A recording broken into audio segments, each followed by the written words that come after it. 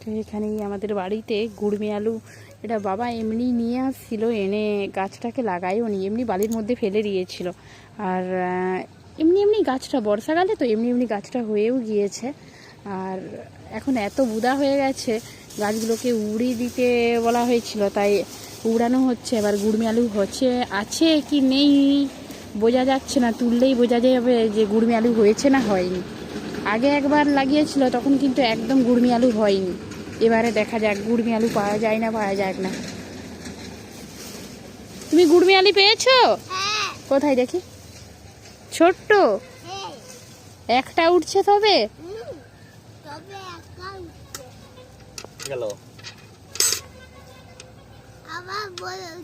ছোট্ট ছোট্ট একদম। হ্যাঁ না ছোট্ট, লম্বা, বড় নয়, লম্বাই বেড়ে গেছে। রেখে দাও।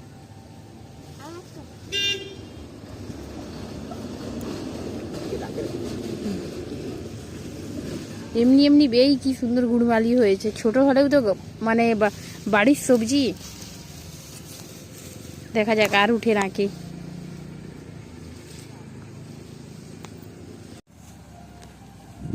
আর পাইছো?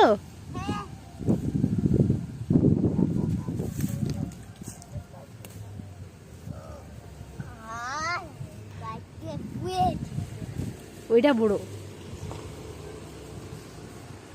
এই টমেটোগুলোর কি অবস্থা দেখুন, টমেটোগুলোর কি অবস্থা, সব পোকা লেগে গেছে, কিসের জন্য বোঝা যাচ্ছে না।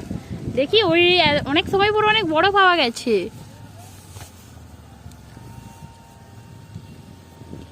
সব থেকে ওই একটা বড় দেখা যাচ্ছে।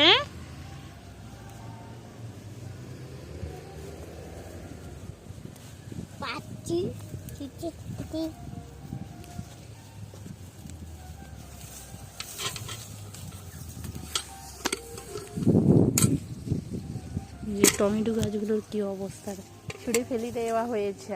আর এখানে এই টমেটো গাছগুলো সব নেতিয়ে পড়েছে, এমন টমেটোগুলো পেকে গেছে, আর পোকা লেগে সব ফুটো ফুটো করে দিয়েছে টমেটো গাছগুলোকে।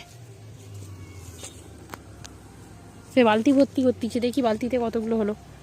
এই যে বালতিতে ছোট্ট ছোট্ট।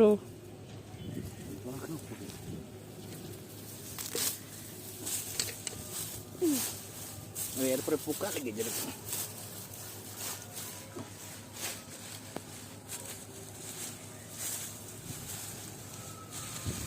বাড়িতে কত সুন্দর হয় বলে।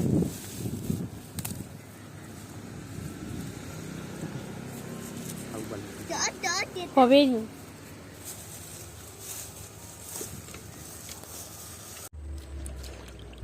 গুড়বেলাগুলো তুলে এই ধোয়া হচ্ছে, দেখো কি সুন্দর লাগছে দই তনি। এটা কি রং? কি রং? লাল না, লাল নয়,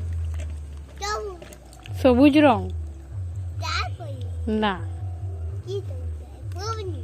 বেগুনি, ডিপ পিঙ্ক রঙের। এইগুলোই বাড়ি থেকে উঠলো।